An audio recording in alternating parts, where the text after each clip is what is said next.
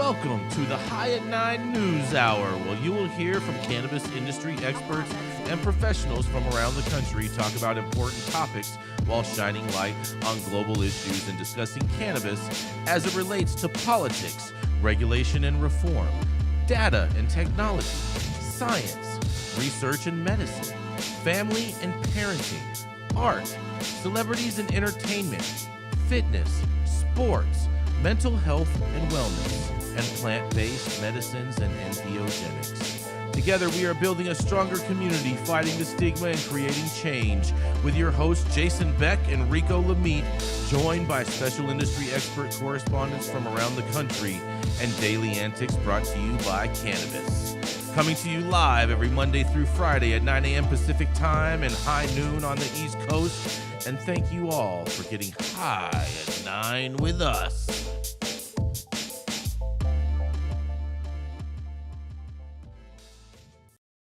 Oh, yeah. Good morning, everybody. It's finally Friday, June 23rd, and today is National Pecan Sandies Day. That's right, for all you cookie lovers out there.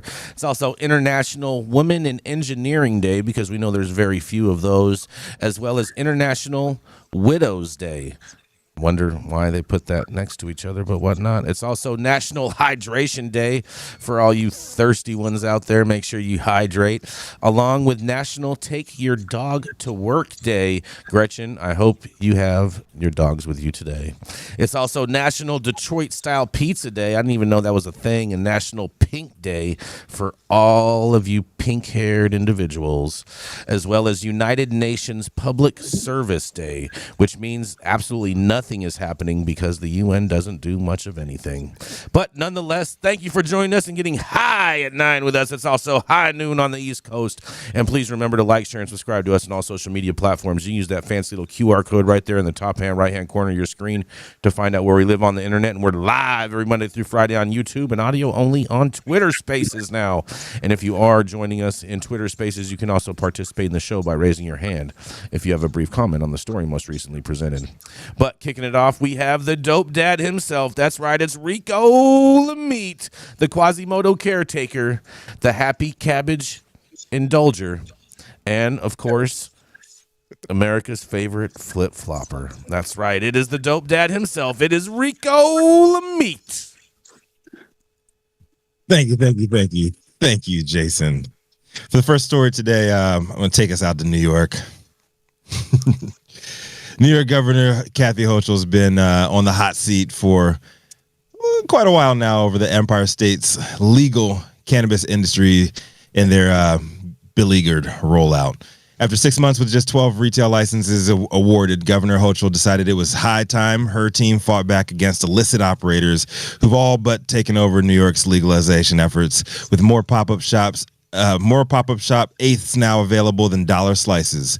The governor took to the airwaves yesterday to declare early victory in her trap crackdown initiative, claiming over the last 2 weeks, New York state officials have seized 1,000 pounds of unlicensed cannabis meant for illegal distribution through more than 24 businesses. A haul Hochul says holds a value of $11 million. Yes, $11 million, or about $11,000 per pound. Told y'all New York was expensive. Per the article, Governor Hochul touted the efforts to address a burgeoning illegal marketplace of cannabis sales in the state of New York, moved to grant licenses to legal retailers. The illegal marketplace has been a hindrance to the growth of aspiring legal operators, which are taxed and licensed by the state. Sometimes it takes a while to get it right, Hochul said proudly Thursday morning to reporters at an event in Brooklyn. Yet another excellent photo op. The process has not been easy. She then cited public health risks posed by unlicensed cannabis sales and the importance of legal cannabis in New York being subject to industry regulations grown by licensed farmers. I want to be aggressive. I want to get this done. I want to send a message loud and clear across the state. If you are operating illegally, you will be caught. Due to a May agreement between New York lawmakers and Hochul, A package of measures have been launched in the state to address illicit cannabis sales in Albany, Binghamton, and Ithaca. Regulators now have the power to assess civil penalties on businesses with fines of up to $20,000 a day and levy tax fraud charges on businesses failing to collect or remit required cannabis taxes. State officials can also shutter businesses refusing to comply, a strategy meant to pressure landlords whose properties host the businesses. Chris Alexander, the Office of Cannabis Management's executive director, said in support of Hochul's Herculean effort, "This is a different moment, and this is a different day. This is a different approach." New York trappers beware. Governor Kathy Hochul is now officially the Elliot Ness of cannabis. I'm Rico Lamitte, the dopest dad on the street. Love to hear from the rest of you guys on this one. Oh, yeah, and we have a special guest today joining us, direct off the streets of New York. What do you got to say to us, Scott? Are you afraid? So I was at the...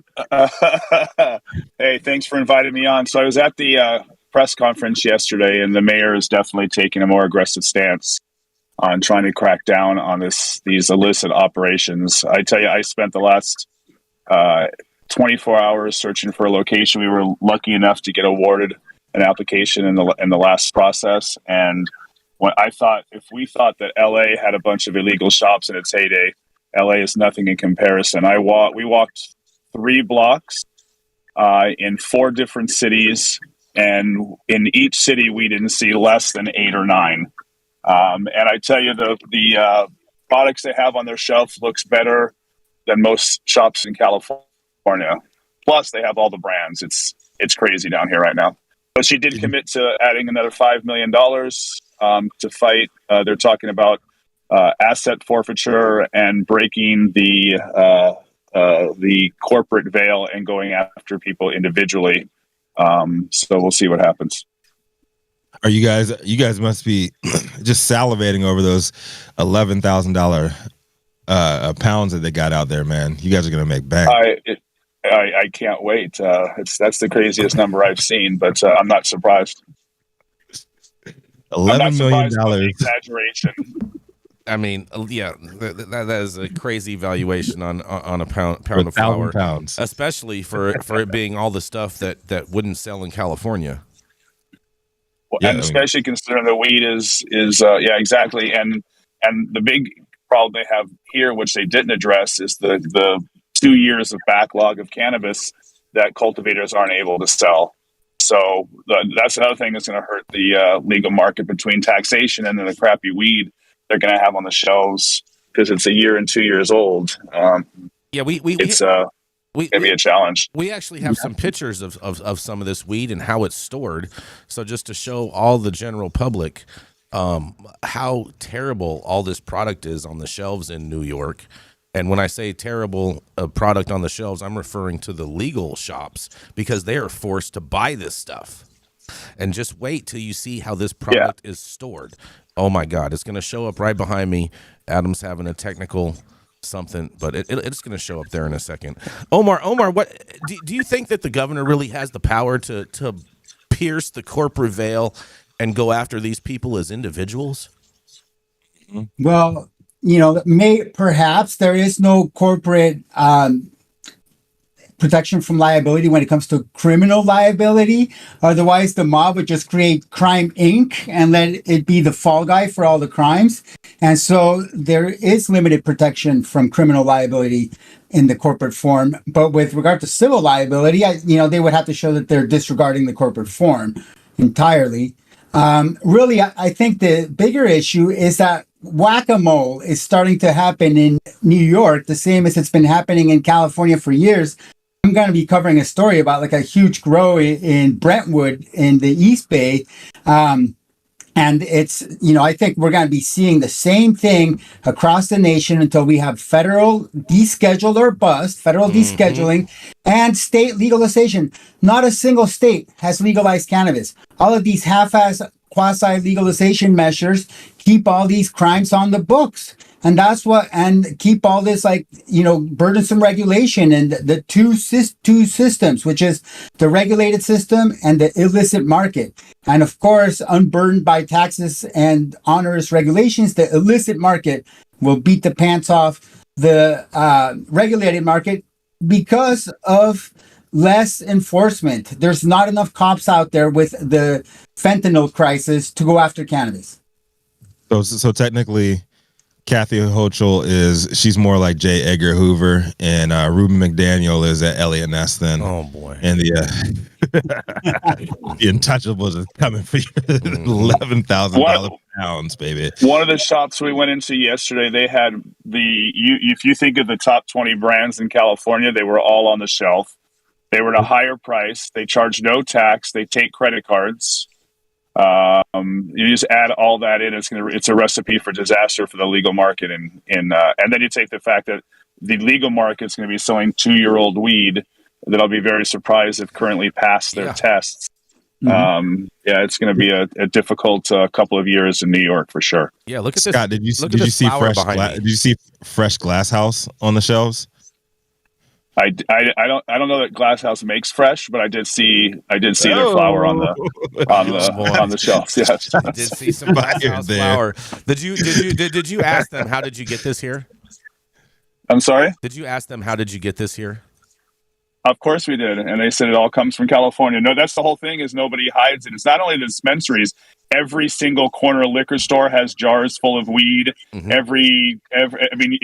Every third shop is selling weed in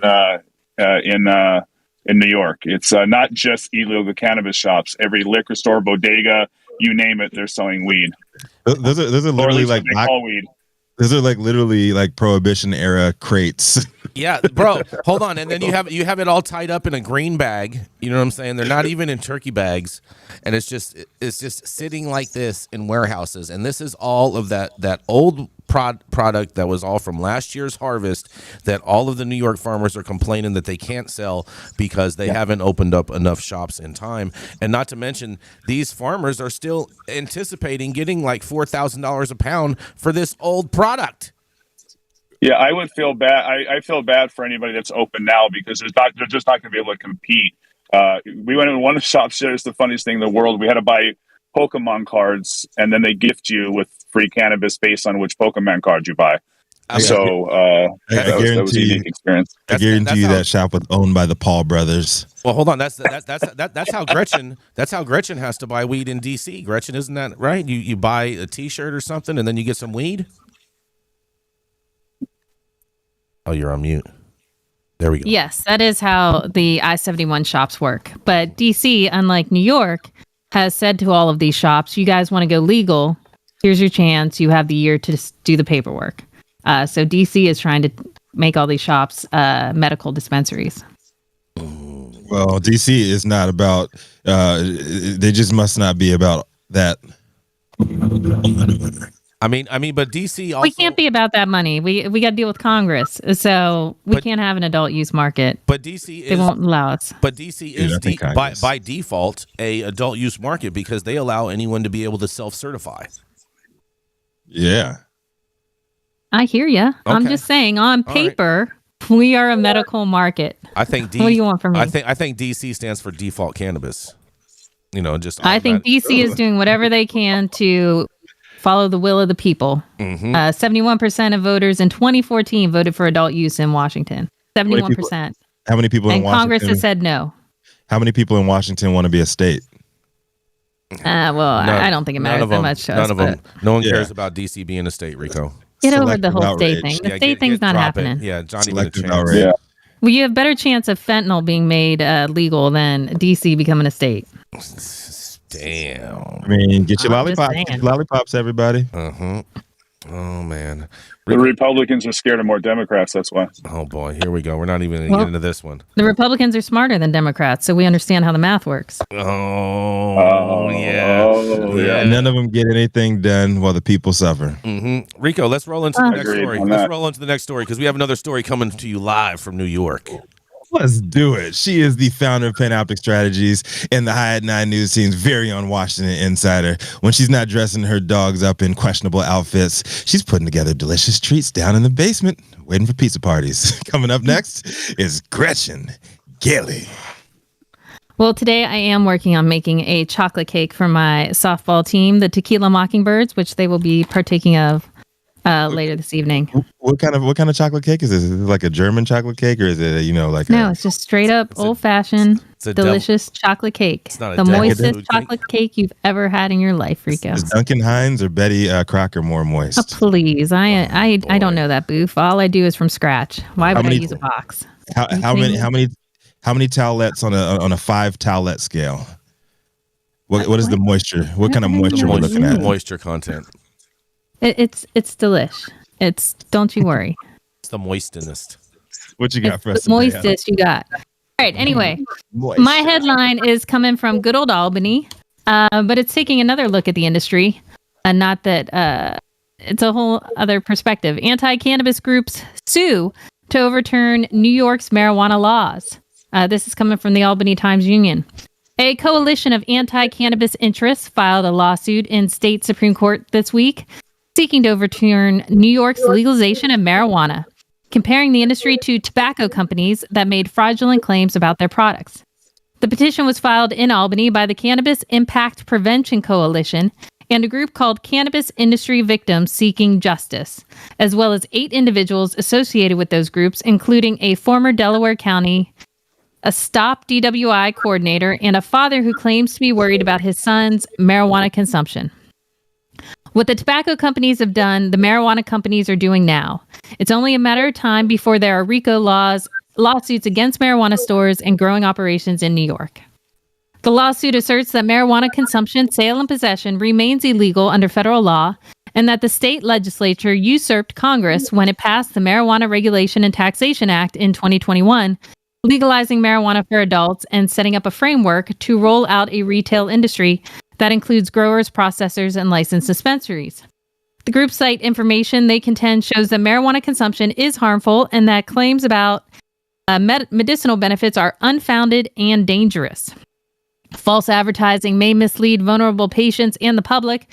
The complaint states medical use may inadvertently result in addiction, increased risk of psychosis, mental or psychosocial impairment, lung damage when smoked, and complications for unborn children when used during pregnancy. The presence of medical marijuana dispensaries may increase access to recreational marijuana for minors. Marijuana remains a Schedule I controlled substance under federal law, a list that includes salts, heroin, ecstasy, and acid.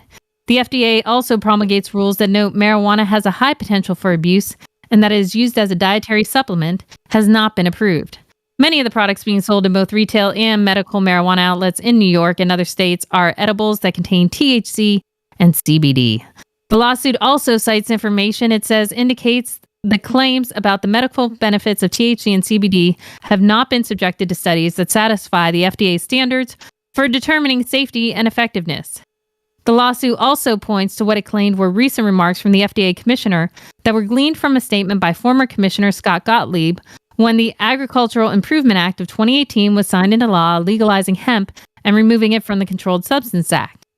Cannabis and cannabis-derived products claiming in their marketing and promotional materials that they're intended for use in the diagnosis, cure, mitigation, treatment, or prevention of diseases are considered new drugs or new animal drugs and must go through the FDA drug approval process for human or animal use before they are marketed in the U.S., Gottlieb said 5 years ago.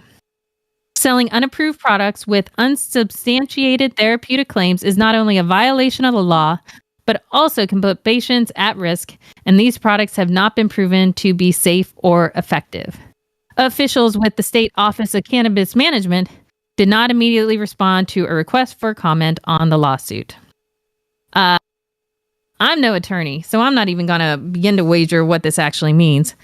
I think the genie's out of the bottle, frankly, but Omar, you tell me. I mean, could they really actually try and get a state to roll this back? In my knowledge, this is the first time a group has tried to bring this kind of lawsuit in the industry, saying that the state was not allowed to push for legalization. I think this is a Supreme Court issue, but because I don't see how they make the case. I don't know. I think states' rights comes into effect at some point. California, when we did quasi legalize cannabis, and the prohibitionists. Did somebody sue? Huh? Did a group actually sue the state?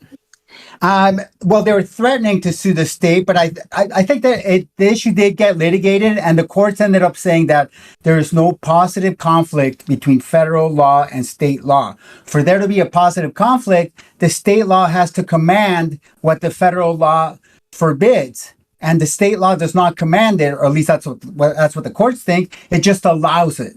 And so there's no positive conflict, and therefore there's no supremacy clause violation. But generally, these groups tend to say the state law violates federal law. But as you wisely point out, we live in a federalist system where the states are laboratories of democracy, and they have their independent states' rights. And traditionally, the police power was a state's right.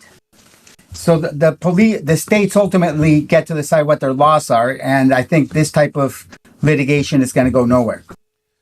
I have a question. The state in the last story, Rico, they said that they closed down 12 stores, right? 24. 24 stores. Okay. No, hold on. More than 24. Okay, more than 24. All right. So then it's safe to assume that if this lawsuit is successful, New York could close down all their legal stores within 24 hours because they've obviously have done more than that already when it comes to illegal stores. All right. They only have about 12 stores open in the state, right? Dude. Allegedly. Just if the lawsuit is successful, it's going to be a great boon to the illicit market. Yeah, it will be. Just like the crackdown makes the illicit market prices go up, so would this. Mm-hmm. So it's really going to backfire ultimately. Oh man. Well, how do you know that the trap market isn't actually behind this lawsuit, Omar? It is in their best interest. Follow the money. It is in their best interest. Yes. It is in their best interest. 100%. I mean, I know this sounds terrible, but part of me would love to see this actually work and see this work its chain up the Supreme Court or something, like actually have people have to really debate this issue. I would too. I don't know. It's not like New York's working anyway. Why not? Exactly. Why not? Why not test it all? You just want to see some entertainment. You just want to have some entertainment here. I need something better than Donald Trump and Hunter Biden. Hold on, Rico. I feel like you should be in totally support of this because you're always talking about break down the system and start it over again. And this is basically what that lawsuit would be doing with the whole New York program. Hey, I kind of like a little chaos, man. Chaos is a ladder. Chaos breeds opportunity. That's for sure. Yes, it is. Mm-hmm. Scott, what do you think about this? Do you think that if this law happened, do you think the state would try to double down and try to keep their 12 stores open, or would they just say, "Hey, you know what, guys, let's close down. You guys have put all this money into these businesses, and the trap is just going to thrive"? I agree that it'll wind up at the Supreme Court. There's no way that these states, especially New York, are going to reverse the course they've already taken. And they see the potential loss in revenue. I'm sure that the governor and her guys are adding up the dollar amounts that are being lost to these illegal dispensaries. So I agree that it's just going to wind up in the Supreme Court. But all the dollars state versus federal rights. All the dollars really being lost if people still aren't going to support the legal stores and they're just going to find other trap markets to put their money into. Well, it's exactly what's going on in California. I mean, the truth is they've got to figure a way to balance and get these legal shops under control.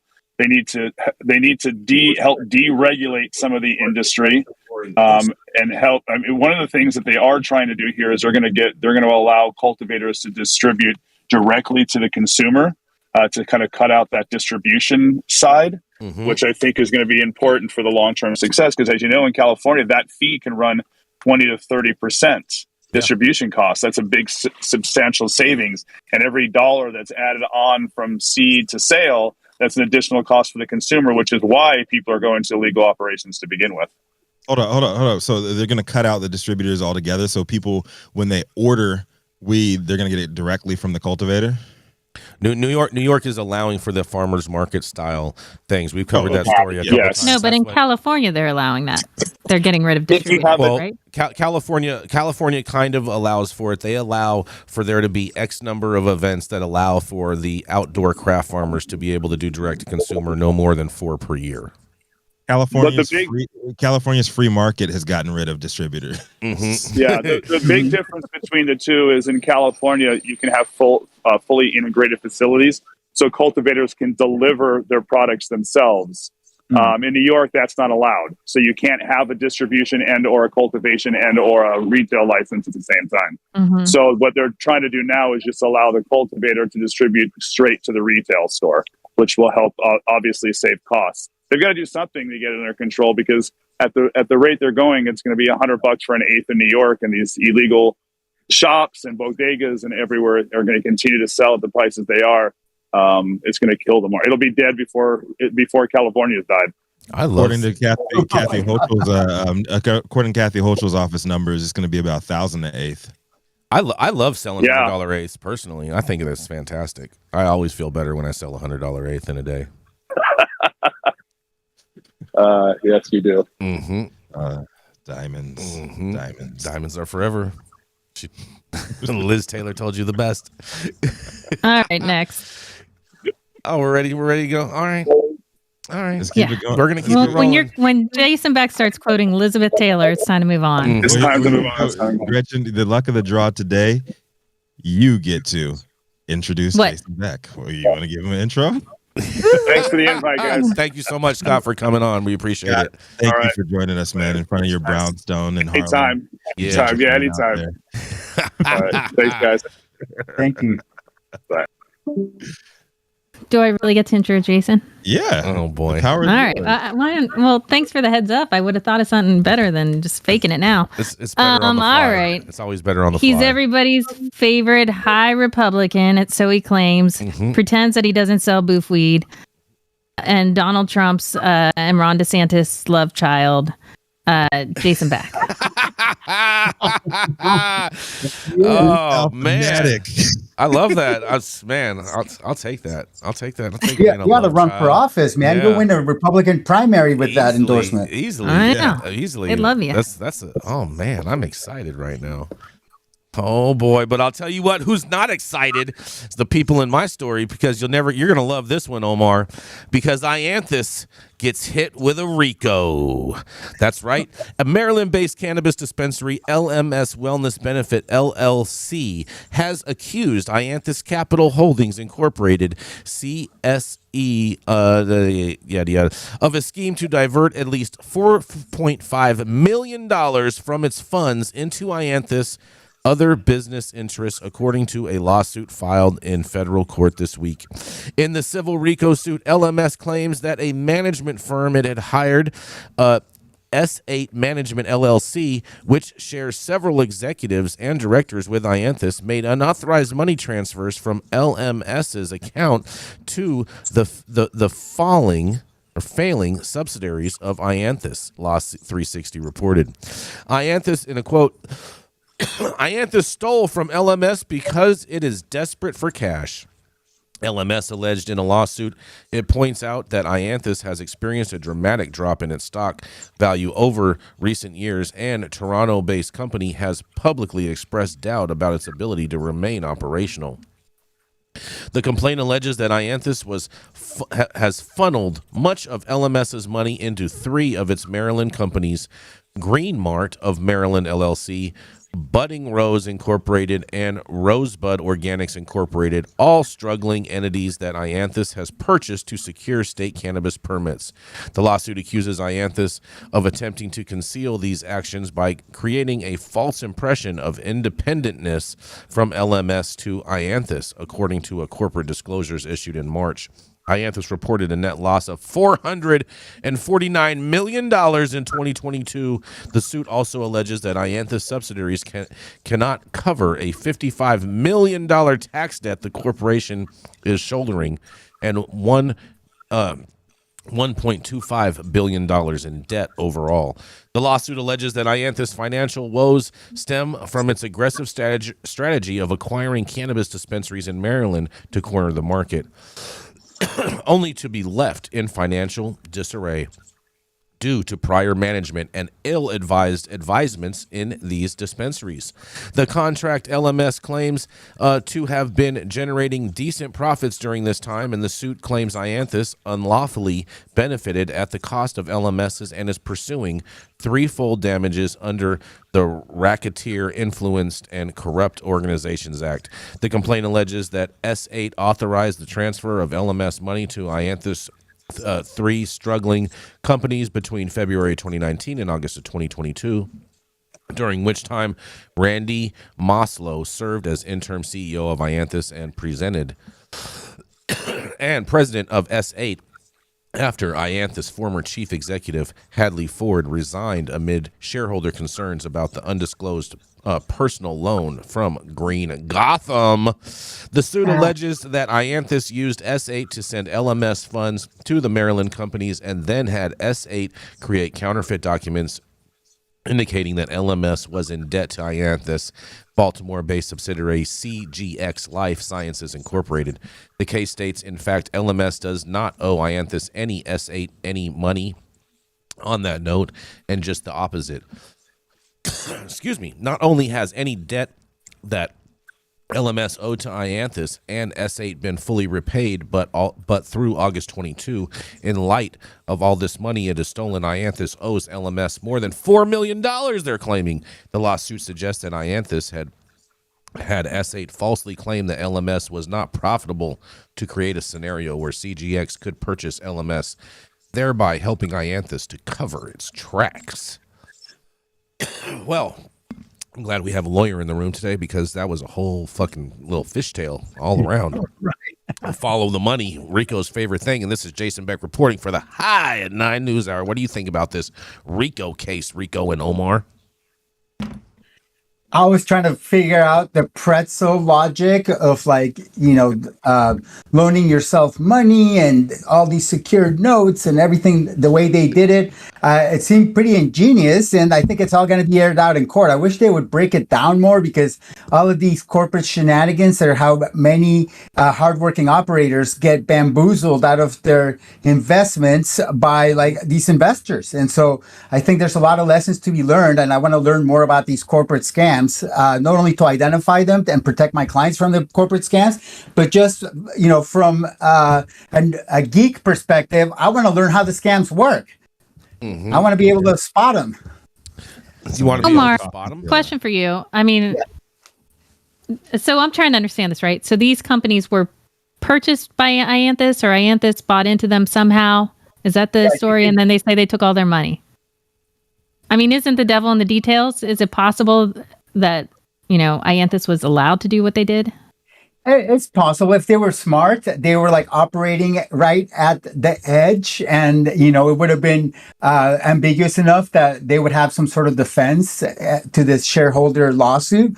So I think it's all going to get aired out. I'm sure they're going to hire some competent lawyers who will come up with 1,001 excuses and ultimately claim that these are all risky investment decisions. The investors were warned, they took the risk, and now they're crying wah wah because they lost their money, but really they're adults, and that's the way business is done. And so I think there's going to be a lot of litigation, and who wins in all this litigation? The only one who wins. The lawyers win. Yep. That's why you want to learn about this. That's why Omar wants to know so much more about this. Exactly. Well, I've always had a fascination with scams. I always wanted to figure out how scammers scam people, because it's so fascinating to see how they kind of hack the human psyche in order to scam people. And a lot of scams, all scams, are based on trust. Getting people to trust you. Watching the ultimate scammer operate, I mean, Donald J. Trump. Whoa. Bernie Madoff is the ultimate scammer, or the guy, the other guy, Seaman Bankman-Fried, I would claim the ultimate scammer, Omar. They did make more money than Trump. He does lose to them. He is a loser. You're right. Don't forget about Joe Biden and Hunter Biden, because all that documents are out too now. Small potatoes, Hunter Biden. He's not a real scammer. Okay. All right, Mr. Burisma. I'm trying to get a job at Burisma. Me too. I should be on their board. Yes. Omar, would you expect to see more of these types of cases popping up? Oh yeah, like all the scams are eventually going to come to light when they blow up in the investor's face, and then the investors are like, "What?" The investors with money are going to be the ones who pursue this litigation. You know, a lot of the investors are going to lose their shirts, and they don't have any money to pursue a legal recourse, so they're left without redress. A lot of these. Go ahead, Gretchen. One last question. I'm sorry. So, is the only way to get back money is if there's been like actual fraud perpetrated, correct? Yes, I think there's got to be like some sort of like, fraud, like wire fraud would be one way to get it. But there's so many inflated claims that are made in connection with, these investments that there's always ample fodder for litigation. Omar, couldn't if you were like a sour investor and you feel like you had been woed, couldn't you try to force the company into receivership and therefore hoping that you could get paid out some way through that? Yep, I think that's a typical tactic. I bet you that's where this case ends up going, is Ianthus in receivership. It's interesting because if they were in bankruptcy court, they could preempt like all this SEC stuff. Bankruptcy courts usually trump everything, but receivership doesn't. It's just a state court. So I don't think it's going to halt any SEC litigation or interesting securities litigation in federal court. Very true. Very good point. Very good point right there. Oh, yeah. You guys have any other comments on this? It's a whole lot of money to fall, I'll tell you that much. Man. I feel like I'm Hansel and Gretel picking up all these breadcrumbs out here. I can hear the vultures descending, the wings flapping. Yes. Oh, yeah. We're going to go to a commercial. We're going to be right back. How's it going, guys? Saman Razani coming to you from Green Street here with Jason Beck, smoking on the best weed in the world. Did you know that we have an audio-only version of our podcast available on Apple, Google, Amazon, iHeartRadio, and Spotify? Tune in now and check it out.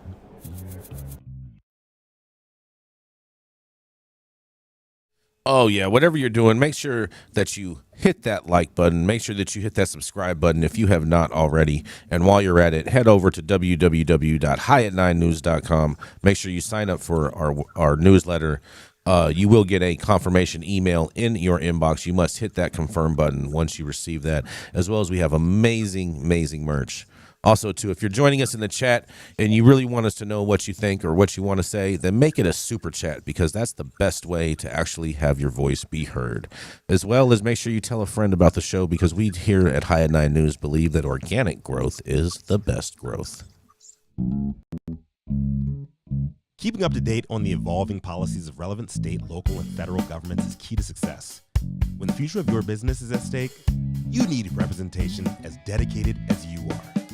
With a maze of laws and regulations surrounding cannabis, hemp, and psychedelics, knowing where to begin can be a challenge. Good thing the law offices of Omar Figueroa features a skilled, highly focused team ready to guide you through it all.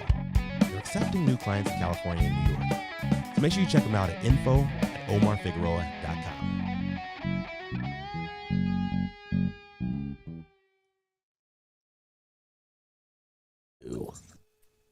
How's that look, Omar? Outstanding. Amazing. Thank you, Adam and Jason. Amazing. Jason, you got Dr. T? All right, no problem. I got Dr. Talleyrand coming up next. He's the doctor that probably wrote your parents' medical recommendation. That's right. He's wrote more recommendations than presidents have signed bills. Congress has introduced bills on top of it, because he's been around so long. He's the founder of CESC and the founder of Pecan. That's right, where you do want to get your doctor's recommendation from. It is none other than the Dr. Gene Talleyrand. Thanks, Jason. Happy Friday, everyone. My story today is out of News Medical by Danielle Ellis.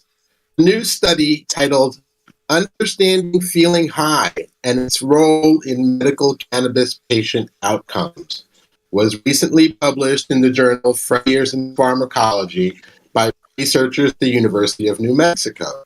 The study found patients who reported feeling high also experienced a 7.7% greater decrease in symptom relief than those who did not report feeling high. Does getting high contribute to medical treatment? These researchers are the first to answer the question. 1,882 people recorded results of 16,480 cannabis using sessions. So that's an average of more than 8 sessions between June 5th, 2016 and March 11th, 2021. That's almost 5 years. This is definitely a different population than I'm used to in Northern California. My patients might have 8 sessions in a day. These patients reported feeling high 49% of the time. Okay, these patients are really different. At least 75 to 80% of my patients are getting high. Patients who were high also reported 4.4% more POX, like relaxed and ill, and a 14.4% increase in negative effects, like dry mouth, red eye.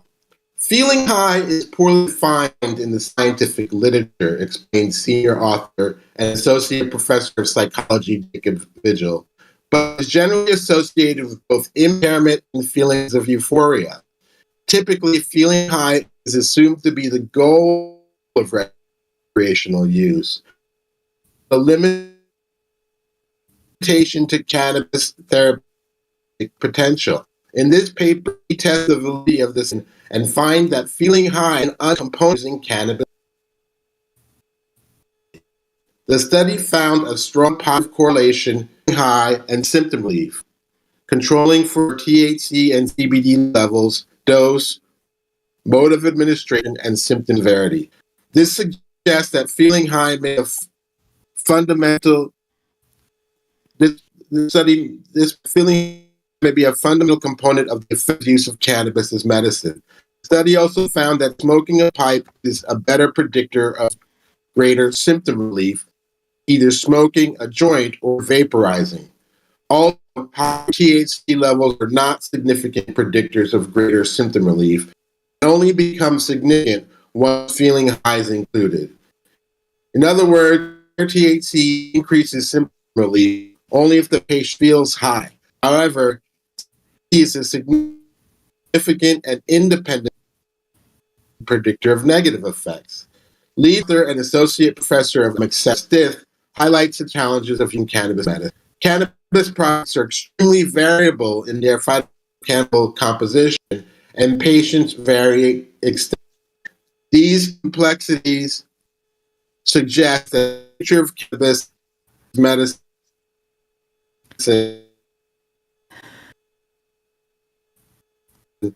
Dr. T, we're lie in highly minds rather than the conventional model of standardized dosing.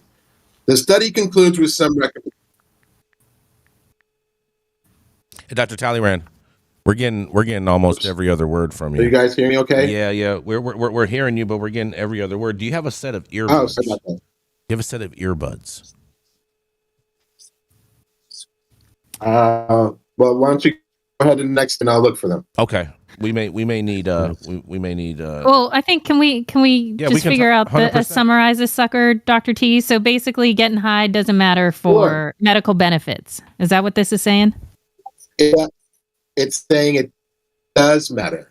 It does matter. does You have to matter. get high for medical benefits. That's right. That's right. I All love right. this story. Getting high is Getting high I is figured the you'd like medicine. that. Yeah, Getting high is the is medicine. a better predictor of outcome. Mm-hmm. Yes. You gotta, yeah, you gotta I get love high. this. I Dr. love T, does this story. go into any specific conditions?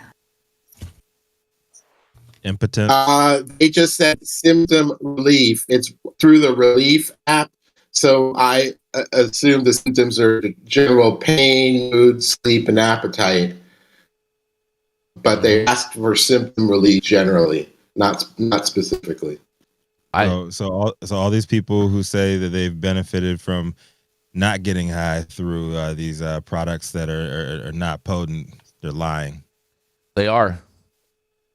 Well, What? I think the important part is that THC is not as good a predictor of symptom outcome.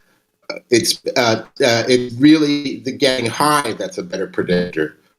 So all those companies that are trying to promote THC content is really the factor that's important in getting their outcome.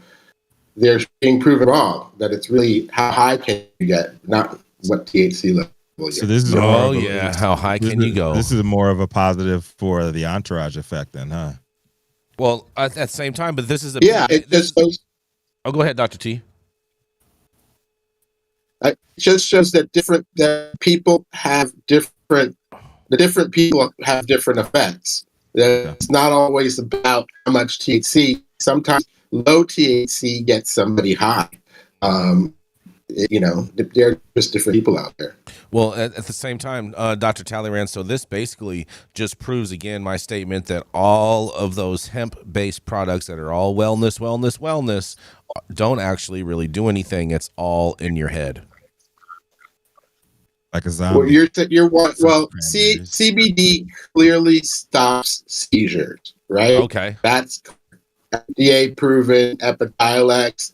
So CBD works at the right dose. Mm-hmm. Epidiolex doses at much higher doses than most of the CBD products being sold out there.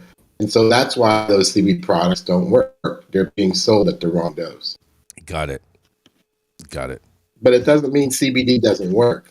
I was never trying to imply that CBD doesn't work, because I do believe CBD works. I just believe that you need the entourage Hello, effect. King of the Flip Flop. That was 2 minutes ago. You just said CBD doesn't work. What are you talking about? I'm talking about all the products that people sell on shelves as snake oil that are just. So what were you referring to 2 minutes ago when you said CBD doesn't work? Those CBD products on the shelves. That's what I was referring to, Gretchen. Not CBD as the isolate, as it by itself in these high doses, which are not sold in stores. Jeez, I don't understand why I always have to explain myself so much for you guys. Oh my God, I wonder why. So not that whatever. It's hard for me to disagree with this study because I don't know Jack and I only heard about half of it. But I'm a person who, and no one believes me, I cannot get high. I have tried. I've tried multiple forms. I've even tried Jason's so-called best weed in the world, and it didn't do jack. No. You'll never get better. She has it means tried, you'll never get better. But meanwhile, I use a friend's topical, and I swear to God, instant relief when I use it. And I have very bad arthritis from old injuries and stuff. Did the topical have fentanyl on it? Does it have what? Stop it. Stop the reefer madness, bro. So I feel like I've definitely felt relief, but I've never felt high. Well, yeah, when you're smoking or ingesting, it's going through your liver first. So you're going through this metabolism of the product. When you're putting it on your skin, it's directly going to the nerves. It's not going through your system. So I could see you not getting high through ingestion or inhalation because you have a certain genetic makeup that doesn't get high, and that's possible. It's out there. There are people who tell me they don't get high when they use it. Most people do get high. Dr. T, I'd love to send this to you. I actually just did a DNA test for kicks for cannabis. It's a company, I don't know if you've heard of them. It's called Endocanna, and I would love to send you my results from it and get your thoughts on what you think. But a lot of what you're saying, they found this one thing here and there, and they're like, you're really high metabolizer. And I was like, all right, I don't know what that means. But and there's so many issues that I have in my own health. They're like, that's because of this, this, and this. And I was like, holy shit. So I actually kind of believe what they did might be accurate. Oh boy. Yeah, I know Len May at Endona Health that they use multivariate analysis to try to predict outcome. The only thing I would say is it's not all about your genes. There are also epigenetic factors, things outside of your DNA. But using genetics is a great idea. We've worked. Our research team has worked with Len at Endocanna Health because it's important data that we should be collecting and helps us predict better. We've had several requests to post Dr. T's story. We can do that. Help that out. Yes, people in we the, will. But also, too, it is conversation. available on the website. www.high9news.com. high9news.com. That's right. Should be there. It should be in the top 6 stories up there on the block for today. It should already be there. America's #1 news website. Daily Cannabis News Cannabis Show. industry. Yes. Dr. Talleyrand, I love this story so much. This might be one of my favorite studies that you have brought since forth. And I think it's just really unfortunate that Gretchen has the don't get hygiene. Well, maybe if your Don't weed get wasn't hygiene. poop, You see what I something did would there? happen. I don't know. I see what you did there, Jason. Maybe we should put it out there. Send samples. Try to get Gretchen eyes and samples. Dude, in. I do this all the time at conferences. It's like I'm, stupid bar tricks. People give me lots, and I'm always puffing away, and nothing ever happens. Well, Gretchen, have you ever tried snorting it? Stop it. That sounds horrific. This is Cannabis. ridiculous. That's No, CBD isolate, bro. I draw the line. That is not going to get you high. Let's roll into Omar. Just saying. This multi-talented and multifaceted attorney is the founder of a bi-coastal boutique cannabis law firm with offices in California and New York. He's also a publisher, author, ganjier, and purple belt in high-style Brazilian jiu-jitsu, reserving his right to break your wrist and walk away if you fuck up the rotation. Coming to the stage now and bringing us home today is Omar Figueroa. You're on mute, Omar. You're on mute. There we go. Yes. Oh, you're still on mute.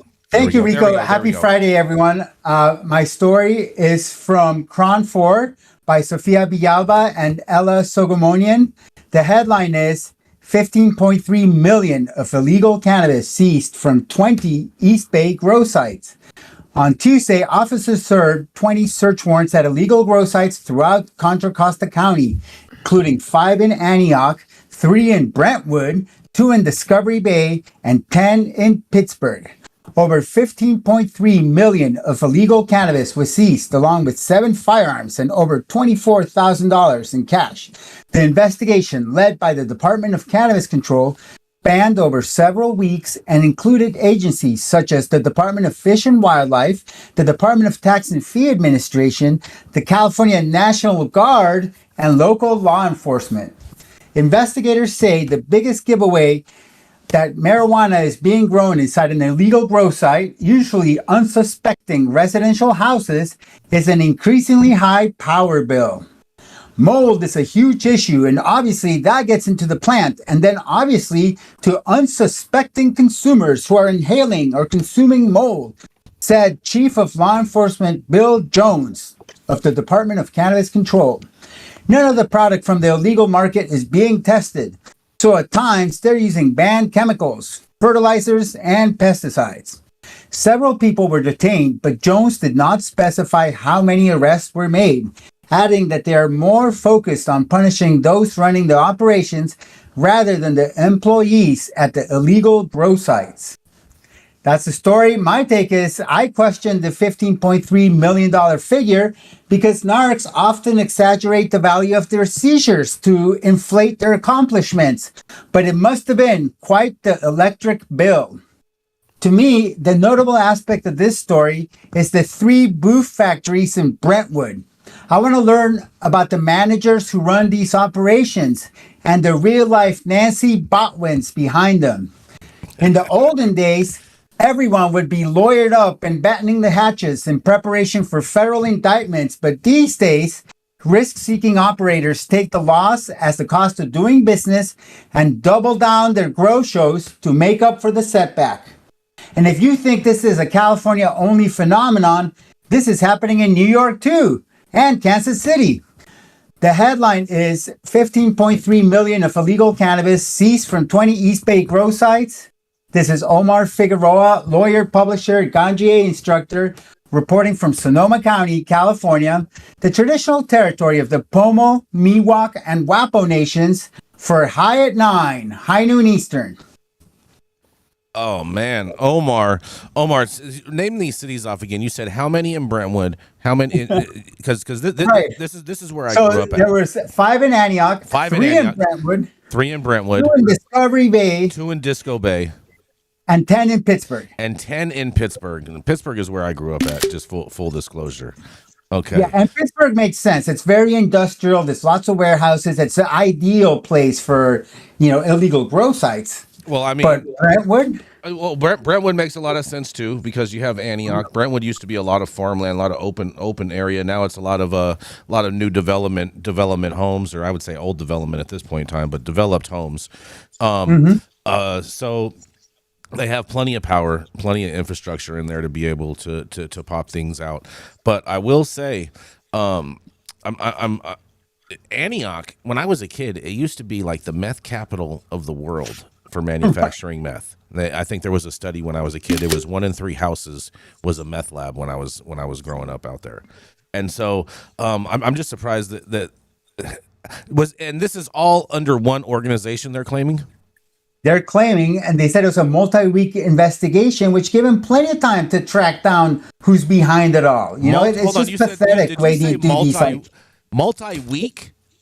That's what this says. It says the investigation led by the Department of Cannabis Control spanned over several weeks and included agencies such as the Department of Fish and Wildlife, the Department of Tax and Fee Administration, the California National Guard, and local law enforcement. Omar, question for you: Is this like straight up illicit grow, or is this a non-compliant? They were trying yada, semi-licensed people at all? Illicit. I think it's a satellite glass house location. No, I'm actually just joking about that. No, it's definitely, you have to have a local permit and state license. This is clearly like unlicensed commercial cannabis activity and straight up illegal. Crap. Well, I mean, it is. What do you mean by that? It is extra trappy out there. In all fairness, Pittsburgh, Antioch, Concord, that whole Brentwood, Discovery Bay, all of that extra trappy. So I mean, none of this surprised me. It's not a shocker, but I am surprised to see that the Contra Costa County Sheriff's Office and the state of New York both have the same type of calculators when it comes to quantifying valuations on cannabis that's seized. Must be those new Texas Instrument issued T1 The TI 500. The TI 420s are out. That's how you 10x your markups on your cannabis every day. Oh Yeah, man. And I'm sorry, Omar. I was semi trying not to focus on Jason Beck's greatness there. Did it say anything about actual poundage, or was it just a monetary number? Poundage. So we can only infer that they're going with like their usual like $3,000 to $4,000 a pound calculation. So probably 4,000 pounds or something altogether. But we don't know. But I'm certain they're not using like the actual market value for this booth. Which is going to be hundreds of dollars. I will say this though. It is very possible that these Contra Costa County sheriffs actually seized more weed going into all these random places than the state of New York did when they closed down those 24 stores. That is true. And then it's also possible that they might have seized more cash than was reported because only $24,000 in cash was reported. And this investigation spanned several weeks.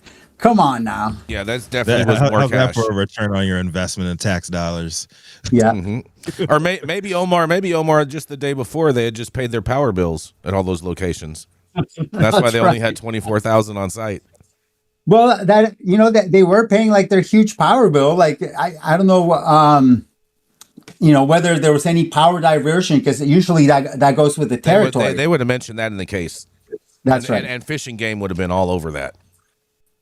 And there might have been actual arrests because it was weed only. Like the cops are like, it's just a misdemeanor, maybe, felony conspiracy, felony maintaining, but really just a misdemeanor. Mm-hmm. But once it gets into theft of utility, then it's felony and they got a surefire felony with no defense. No defense. Exactly.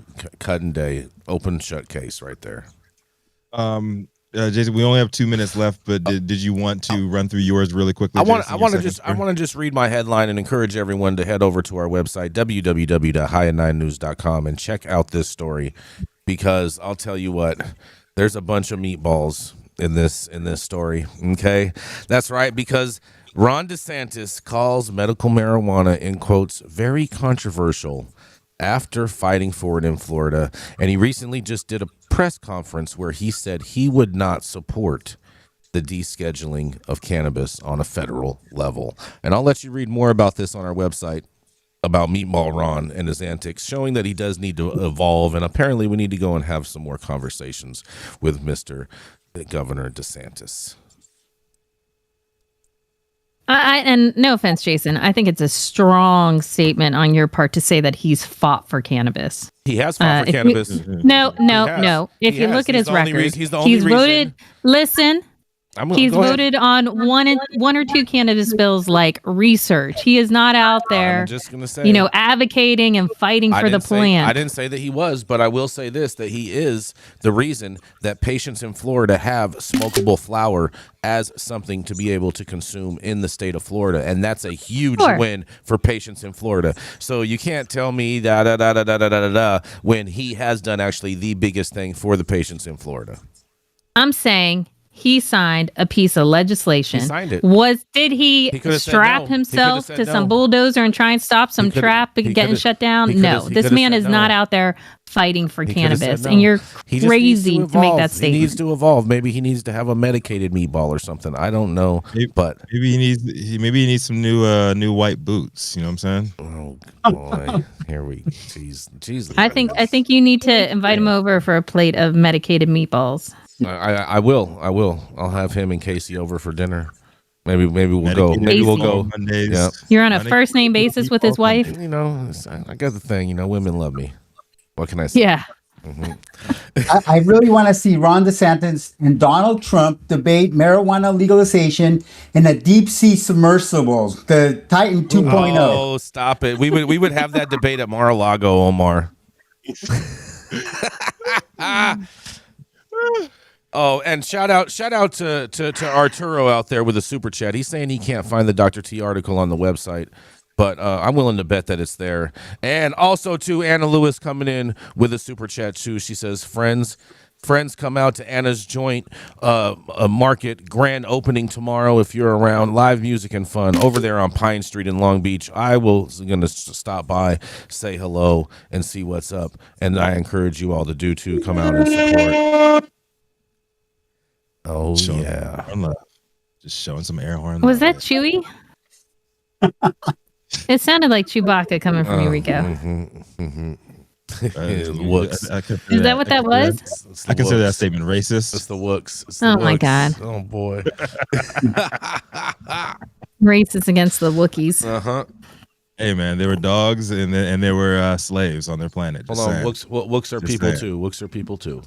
Yes, they are. But thank you all for joining today's episode of High at 9 News. You can catch us weekdays, 9 a.m. Pacific and high noon on the East Coast. Big shout out to our super fans showing all kinds of love today, getting their comments projected live on the big screen. Also to the live audience members and online supporters catching us across all media platforms, tuning in and giving us the feedback on the daily headlines of chaos, also known as the developing cannabis industry. Our vetted correspondent team tuning in from all over, bringing us much needed variety of your perspective and your respected opinions to the table as well. To our production team, Cloud Media Partners, House of Fuego, The Vortex, The 91 Club, all our sponsors helping us keep the lights on and keeping our AV struggles to a minimum. We did pretty good today, I'd say so. Pretty good.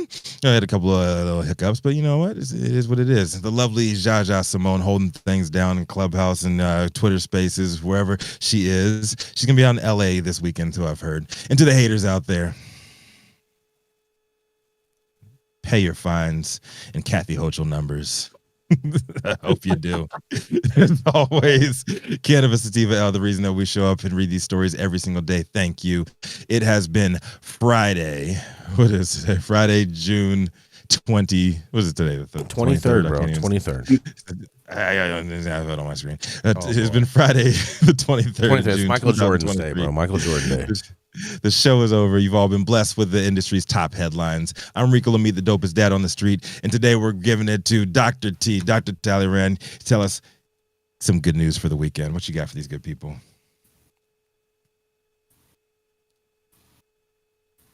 Dr. T? You would, I think, Go out there and get high and improve symptoms. Yeah. Cannabis is medicine. Yeah, go on out there, get high, and improve your symptoms. Right from the that's the doctor's advice for the weekend. And if you ain't high, you a lie. Mm-hmm.